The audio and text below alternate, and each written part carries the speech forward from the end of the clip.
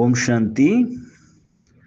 விருட்ச விரதம் இந்த ஸ்திதியில் நம்ம பயிற்சி பண்ணிக்கிட்டு இருக்கோம்.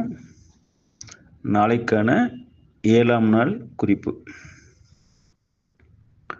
நேற்றுக்கு நான் எனது என்ற சிந்தனையிலிருந்து விலகி இருக்கணும். மேலும் பாபா காட்டக்கூடிய விதி நான் கடவுளுடைய குழந்தை அப்படின்ற நினைவு இருக்கணும். அதன் மூலம் லேசான தன்மையை அனுபவம் பண்ண முடியும்னு சொல்லியிருந்தேன். இப்போ நான் கடவுளுடைய குழந்தை என்ற நினைவு அந்த ஸ்திதியில் நம்ம நிலைச்சிருக்கும் போது என்னுடைய கதி எப்படி இருக்கும் அப்படின்னா, ரொம்ப அன்பாயிடும். என் மனம் ரொம்ப அன்பாக இருக்கும். ஏன்னா கடவுளுடைய தொடர்பில் இருக்கேன். நான் கடவுளுடைய குழந்தை என்ற நினைவில் இருக்கேன். அப்போ என் மனம் அன்பாக இருக்கும், அமைதியாக இருக்கும், திருப்தியாக இருக்கும், மகிழ்ச்சியாக இருக்கும், மேலும் தூய்மையாக இருக்கும். ஓகேங்களா? இப்போ அந்த தெய்வீக குணங்கள் ஒன்று ஒன்றா உள்ளே வந்துக்கிட்டே இருக்கு பாருங்க. என் மனம் தூய்மையாகவும் இருக்கும். இப்போ தூய்மைன்ற தன்மை வரும்போது மனம் தூய்மையாக இருக்கு, உடல் தூய்மையாகணும்ல. அப்போ உடல் தூய்மையாக இருக்கிறதுக்கு என்ன பண்ணணும்? இதெல்லாம் அனுபவம் பண்ணிடும். அன்பு மனம் அனுபவம் பண்ணும், அமைதி மனசு அனுபவம் பண்ணும், மகிழ்ச்சி ஆனந்தம் எல்லாமே உள்ளம் அனுபவம் பண்ணும், தூய்மையும் அனுபவம் பண்ணும். ஆனால் தூய்மை என்பது உடலையும் சார்ந்து இருக்கிறனால அங்கே பாபா அடுத்த ஒரு குறிப்பு கொடுக்குறாங்க நமக்கு. இப்போ தூய்மையை இந்த உடல், இந்த தேகமற்ற உடலை நான் பராமரிச்சாகணும். அப்போ தான் உடல் தூய்மையாக இருக்கும்போது தான் உள்ளமும் தூய்மையாகும். அந்த பியூரிட்டி என்னுடைய பாடி, எந்த ரதத்துக்கும் அந்த தேகம் இருந்தால் தான் என்னால் காரியம் செய்ய முடியும். இறைவனுக்கு உடல் கிடையாது, அதனால் அவர்கிட்டேருந்து நான் வாங்கிட்டு இருக்கேன். ஆனால் எனக்கு உடல் இருக்கு. அப்போ இந்த உடலை நான் தூய்மையாக வச்சுக்கணும், தூய்மையாகவும் ஆரோக்கியமாகவும் வச்சுக்கணும். அப்போ தான் உள்ளத்தில் தூய்மையை நான் அனுபவம் பண்ண முடியும், இல்லாட்டின்னு அனுபவம் பண்ண முடியாது. அப்போ எப்படி நம்ம தூய்மையாக இருக்கிறது அப்படின்னா,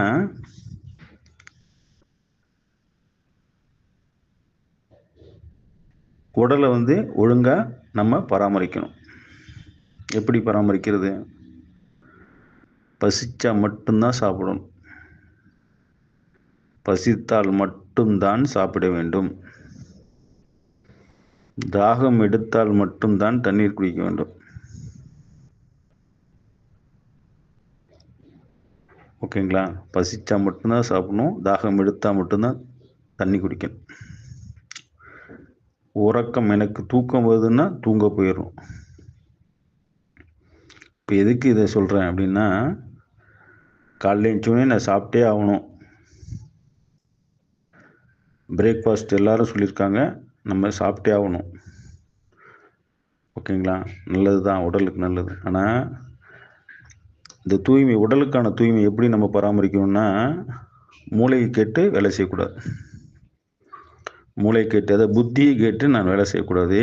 இதுக்கு மட்டும் நான் என்னுடைய வயிறு, உடலில் வயிறுன்னு ஒன்று இருக்குல்ல, அது சொல்லும் எனக்கு பசிக்குது அப்படின்னு சொன்னால் மட்டும்தான் நான் சாப்பிடணும். பசி, அந்த பசிக்கான உணர்வு வயிற்றில் இருந்து வரணும். நான் காலையில் நான் இன்ச்சுனே சாப்பிட்டாகணும்னு மூளை சொல்கிறதுனால சாப்பிடக்கூடாது. வயிறு அங்கே பசிச்சா மட்டும்தான் சாப்பிடணும். புரியுதுங்களா? 36 வகையான போஜனமே இருந்தாலும், கண்ணு முன்னாடி இருந்தாலும், வயிறு பசிச்சா மட்டும்தான் நீங்கள் சாப்பிடணும். தாகம் எடுத்தால் மட்டும்தான் தண்ணி குடிக்கணும். ஓகேங்களா? அதுவே உடல் அதுவே சொல்லும், எனக்கு இது தேவை அப்படின்னு சொல்லும். அப்போ மட்டும்தான் அதை நான் சாப்பிடணும். உடனே நல்லா பல வகையான பட்சணத்தோட போஜனம் இருக்குது, நான் உடனே அதை பார்த்தோன்னே சாப்பிடணும் ஆசைப்பட்டு சாப்பிட்றேன் அப்படின்னா, உடல் அங்கே ஆரோக்கியமாக நம்ம வச்சுக்க முடியாது. காலையில் ஒரு காஃபி குடித்தா தான் என்னால் வேலை பார்க்க முடியும், காலையில் ஒரு டீ குடித்தா தான் எனக்கு வேலை செய்ய முடியும் அப்படின்னு என் மூளை கட்டளை சொல்லிடுச்சுன்னா இந்த உடல் கெட்டு போயிடும். நான் டீ குடித்தா தான் வேலை செய்ய முடியும், ஹார்லிக்ஸ் குடித்தா தான் வேலை செய்ய முடியும், இல்லை காஃபி குடித்தா தான் வேலை செய்ய முடியும் அப்படின்னு என் மூளை கட்டளை கொடுத்துச்சுன்னா இந்த உடல் ஆரோக்கியம் இழந்துவிடும். நோட் பண்ணி வச்சுக்கணும். இதெல்லாம் குறிப்பு இது. அப்போ நம்ம இந்த 7 குணங்களில் ஒன்று தான் நம்மளுடைய அடக்கிட்டே வருது. இப்போ இந்த தூய்மைன்ற விஷயத்தில் வரும்போது உடலும் பராமரிக்க வேண்டிய கட்டாயம் உள்ளது. நம்ம உடலை கண்டிப்பாக ஆரோக்கியமாக தூய்மையாக வச்சே ஆகணும். அப்போ தான் பாபாவை நினைவு செய்ய முடியும். இந்த உடல் ஆரோக்கியமாக வச்சுக்கலைன்னா, இந்த தேகம் என்ற ரதம் நம்ம ஒழுங்காக பராமரிக்கலைன்னா நமக்கு ஞானம் பதியாது, விதி ஃபாலோ பண்ண முடியாது, பாபாவோட நினைவு வராது. அதனால் ஒவ்வொருவரும் இந்த உடல் என்ற ரதத்தை, நம்மள்ட்ட உடலை ஆரோக்கியமாக தூய்மையாக வச்சுக்கணும். அப்போ நல்ல விதமாக நம்ம நல்ல ஆரோக்கியமான உணவு சாப்பிடணும், பசித்து சாப்பிடணும். ஆரோக்கியமான உணவு பசித்து சாப்பிடணும். எப்பெல்லாம் பசிக்குதோ சாப்பிடுங்க, ஆனால் பசிச்சா மட்டும் சாப்பிடுங்க. எப்பெல்லாம் தண்ணி குடிக்கணும்னு நினைக்கிறீங்களோ தண்ணி குடிங்க, ஆனால் தாகம் வந்தால் மட்டும் தண்ணி குடிங்க. சிம்பிளாக இருக்குது. உங்களுக்கு என்ன பிடிக்குதோ அதை சாப்பிடலாம். ஆரோக்கியமான சாத்வீக உணவு சாப்பிடுங்க. இதை செய்யும்போது என் உடல் ஆரோக்கியமாகவும் தூய்மையாக இருக்கும். உடல் நோயிலிருந்து நான் வெளியே வந்துடுவேன். நோய் எனக்கு வராது. நோய் இல்லாமல் என்னால் வாழ்வதற்கான வழி இங்கே கிடைச்சிரும். ஓகேங்களா? அப்போ நல்ல விஷயங்களை, நல்ல உணவு, ஆரோக்கியமான அந்த உணவு, நான் சாப்பிட்ற உணவு எனக்கு எந்த விதமான பாதகமும் ஏற்படாத உணவாக சாப்பிடணும். ஓகேங்களா? நல்ல ஆயில் ஃபுட்டாக இருக்குது, நல்லா சாப்பிடணும், பசிச்சிருச்சு, அதனால் நல்லா ஆயில் ஃபுட்டாக நல்லா சாப்பிட்றேன்னு ஆயில் ஃபுட்டாக சாப்பிட்டிங்கன்னா உடம்பு கெட்டு போயிடும். ஓகேங்களா? அப்போ நான் சாப்பிட்ற உணவும் ஆரோக்கியமானதாக இருக்கணும், நல்ல உணவாக இருக்கணும்.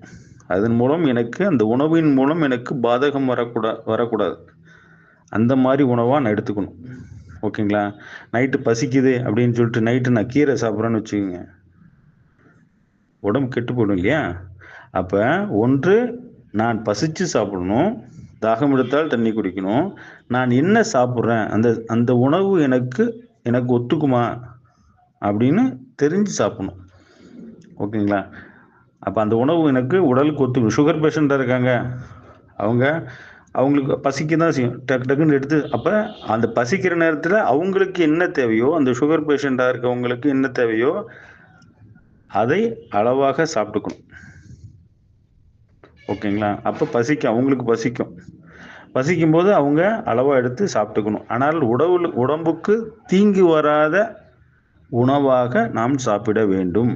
வாய்க்கு ருசியான சாப்பிட்றது தான், ஆனால் அந்த வாய்க்கு ருசியான விஷயம் உடலுக்கு பாதகம் ஏற்படுத்தக்கூடாது. இந்த ரதத்துக்கு பாதகம் ஏற்படாத உணவாக சாப்பிட வேண்டும். புரிஞ்சுக்கணும் அர்த்தம். ஓகேங்களா?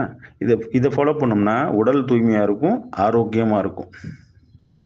ஓகே, இதை நாளைக்கான விஷயமா நம்ம ஃபாலோ பண்ணுவோம். இது நாளைக்கு மட்டும் கிடையாது, இது வாழ்நாள் பூரா நம்ம கடைபிடித்தே ஆக வேண்டும். நல்லது. ஓம் சாந்தி.